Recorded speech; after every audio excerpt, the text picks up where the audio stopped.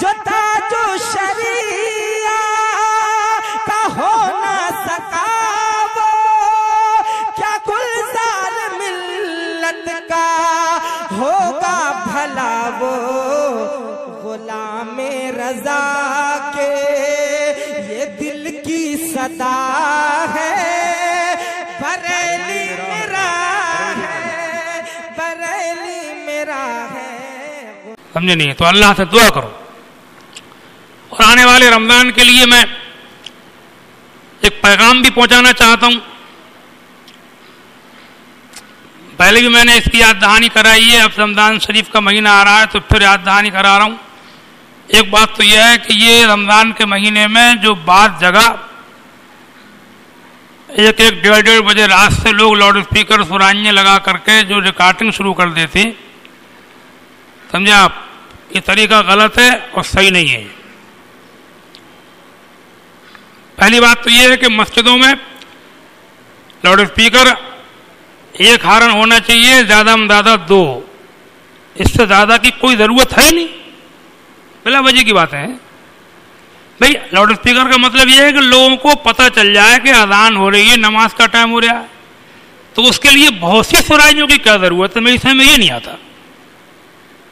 مجھے یہ تو لوگ کہتے ہیں کہ مولانا یہ باتیں کرتے رہتے کہ ضرورت کیا ہے اس کی، بے ضرورت ہے. اور لاؤڈ اسپیکر کوئی اتنی ضروری چیز بھی نہیں ہے. میں سمجھتا ہوں اگر بالکل بھی نہ ہو تب بھی جس کو نماز پڑھنا ہے وہ نماز پڑھے گا. بلکہ ابھی مجھے مولانا صاحب بتا رہے تھے کسی جگہ پابندی لگ گئی ہے لاؤڈ اسپیکر پر، تو بتا رہے تھے کہ جب سے وہ لاؤڈ اسپیکر بند ہوا ہے تب سے ہمارے یہاں نمازی جو ہیں وہ نماز سے پہلے سے آ کر کے بیٹھتے ہیں، کچھ پہلے ٹائم پر ہی آتے تھے. تو یہ ایسی چیزیں نہیں اتنی ضروری اس کے لیے لوگوں کو پریشان کیا جائے.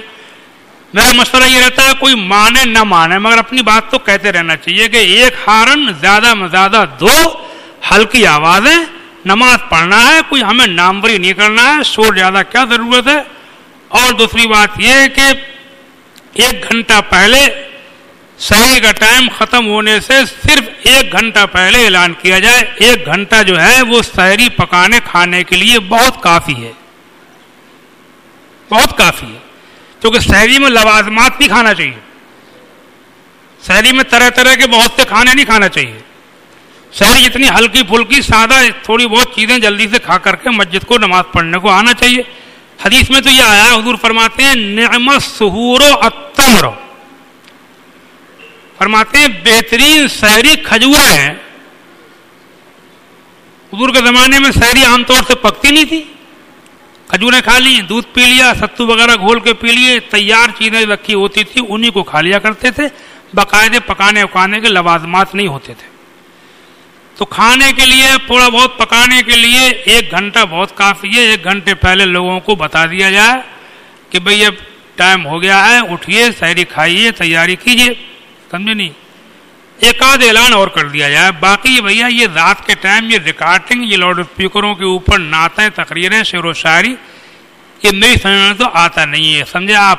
آدھی رات کا ٹائم، روزے بھی سب کے نہیں ہوتے، بچوں پر روزے نہیں ہے، بہت سی عورتیں اس حال میں ہوتی ہیں روزے ان پر نہیں ہے، بہت سے بوڑھوں پر روزے نہیں ہے، بہت سے بیماروں پر روزے نہیں ہے.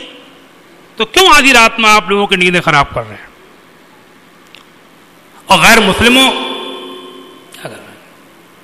مسلموں کو بھی بلا وجہ پریشان کرنے کی کیا ضرورت ہے؟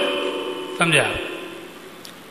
ہمارا مذہب دوسرے مذہب کے لوگوں کو بھی پریشان کرنے کا قائل نہیں ہے.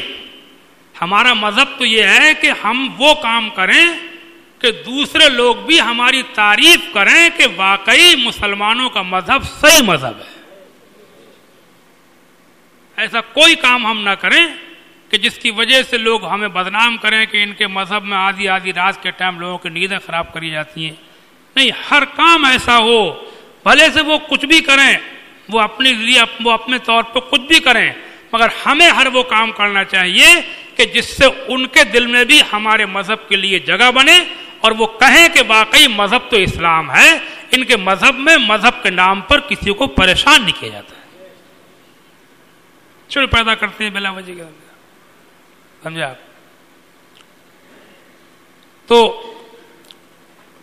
روزے بھی سب کے نہیں ہیں، تو میرا مشورہ تو یہی ہے، میں ایک پیغام دینا چاہتا ہوں کہ صرف 1 یا 2 ہارن ہلکی آوازیں ختم ہونے سے 1 گھنٹہ پہلے جگا دیا جائے اور ایک آدھ اعلان کر دیا جائے، اتنے تک سمجھ میں آتا ہے۔ اس سے زیادہ جو ہے وہ مناسب نہیں ہے، اس سے زیادہ کی اجازت نہیں ہونا چاہیے۔ اللہ تعالیٰ عمل کرنے کی توفیق عطا فرمائے۔